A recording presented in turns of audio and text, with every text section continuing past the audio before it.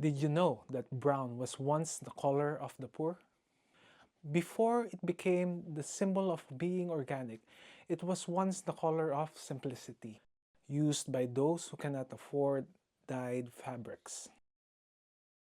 Brown has always been the color of the earth. Early civilizations shaped their tools, pottery, and homes from clay, soil, and wood, all in shades of brown. In the Middle Ages, brown was a color of humility worn by monks and the poor. Dyed fabrics were very expensive, so those who couldn't afford it wore undyed wool and linen, more often in natural browns. As time passed, brown became associated with simplicity, endurance, and hard work. While nobility wore bright colors, peasants, laborers, and workers dressed in brown, earthy, raw, and honest. Brown didn't just blend into the earth, it blended into battle. Brown, specifically khaki, was arguably the first military camouflage, made from dyes from mud, tea, and curry powder. They called it khaki, which is Urdu for dusty. By World War I, khaki became the official military color, replacing the bright red and navy blue coats of British soldiers. The shift was revolutionary. No longer did soldiers stand out in battle. Brown wasn't just humble anymore. It was tactical, strategic, and powerful. Brown is the backdrop of life.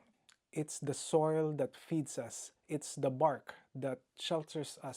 It's the fur that protects animals from predators. Autumn leaves fade into brown, signaling the shift of seasons. Brown is nature's memory, carrying stories in every grain of soil and every tree ring. Again, brown was considered a color of poverty and necessity. But today, brown has transformed. Now it's a symbol of sustainability, organicness, and authenticity. In indigenous cultures, you can see brown in woven baskets, in pottery, and in wooden crafts, tying art to the land. In food, brown is coffee, chocolate, and fresh bread from the oven. It's the color of comfort, indulgence, and warmth. In architecture, rustic wooden homes, from log cabins to ancient temples, use brown to create a feeling of stability and connection to nature. What was once seen as basic is now timeless and essential. In art, brown is grounding. It creates shadows, depth, and warmth. Caravaggio used deep brown shadows in chiaroscuro, making his figure glow against the darkness. Van Gogh's The Potato Eaters tells a story of hard work, resilience, and struggle, using dark, earthy tones to highlight the rawness of rural life. Today, brown has taken on a new meaning. It's eco-consciousness, it's simplicity, it's slow living.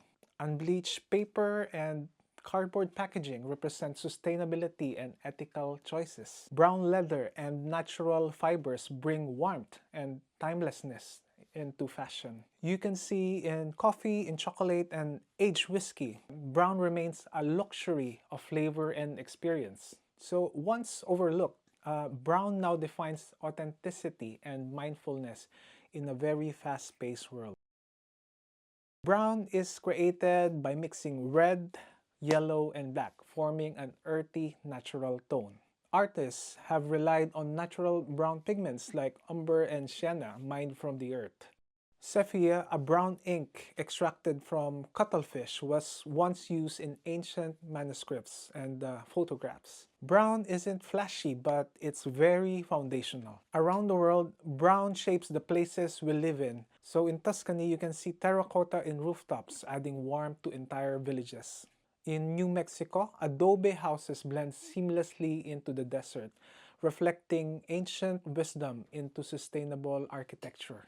In many places in Africa, traditional mud huts showcase how brown is both functional and beautiful, built from the very land beneath our feet.